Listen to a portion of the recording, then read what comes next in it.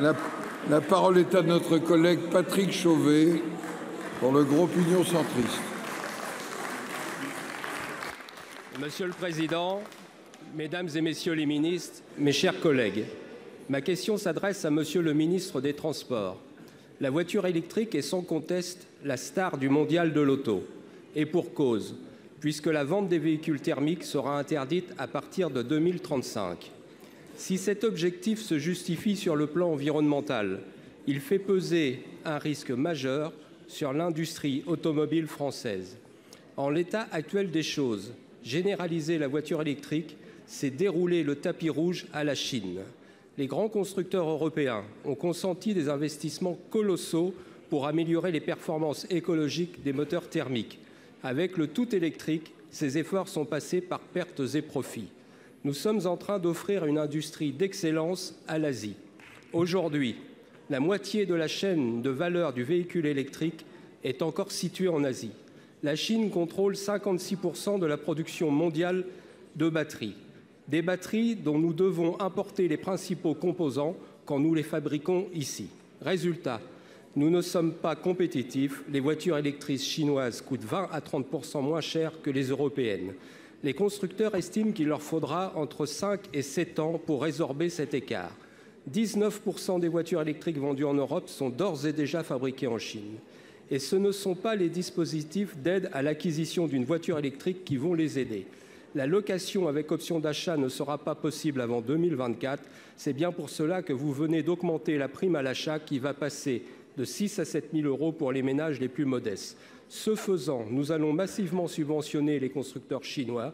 Les États-Unis viennent de réserver leurs incitations fiscales aux seuls véhicules électriques dotés de batteries produites en Amérique.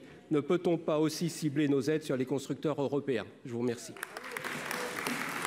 Pour vous répondre, la parole est au ministre délégué en charge des Transports, Monsieur Beaune. Merci Monsieur le Président, Mesdames et Messieurs les sénateurs, Monsieur le sénateur Chauvet. Vous avez raison d'abord de souligner l'importance de ce mondial de l'auto, le premier depuis 4 ans, et de souligner ce qui sans doute n'aurait pas été imaginable il y a encore quelques années, comme l'a rappelé le ministre Lescure, qu'il est entièrement consacré aux véhicules décarbonés, en particulier aux véhicules électriques.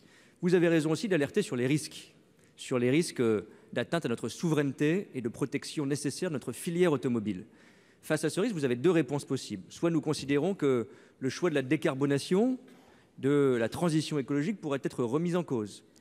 Soit nous considérons dans cette hypothèse que nous pourrions faire l'économie de l'investissement dans le véhicule électrique massivement et rapidement. Je crois que renoncer à la décarbonation, renoncer à la transition écologique, renoncer à l'électrification, personne ne le propose. Nous devons alors assumer cette transition. Nous devons l'affronter. Et sans être naïf ni excessivement optimiste, nous avons démontré ces dernières années qu'affronter cette transition et ne pas la refuser pour se réfugier, si je puis dire, dans le confort du thermique ou du statu quo, qui d'ailleurs a montré que la baisse de production était déjà là avant la question de l'électrification, nous avons engagé une réindustrialisation.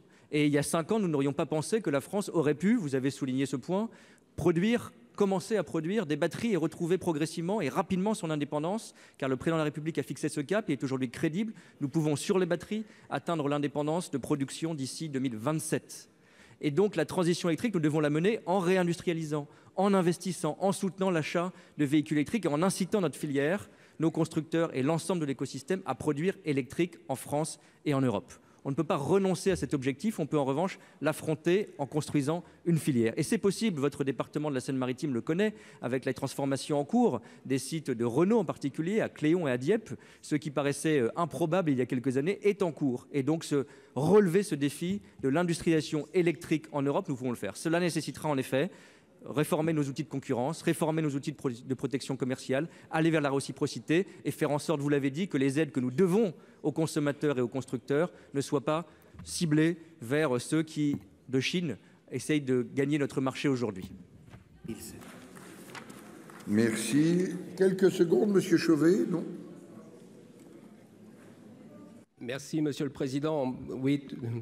Toute la réponse n'était pas à la question. Ceci étant, vous avez évoqué le droit européen. Je crois que ça mérite de s'y pencher parce que je voudrais simplement rappeler qu'au-delà des discours, les conséquences par ricochet sur l'emploi dans cette filière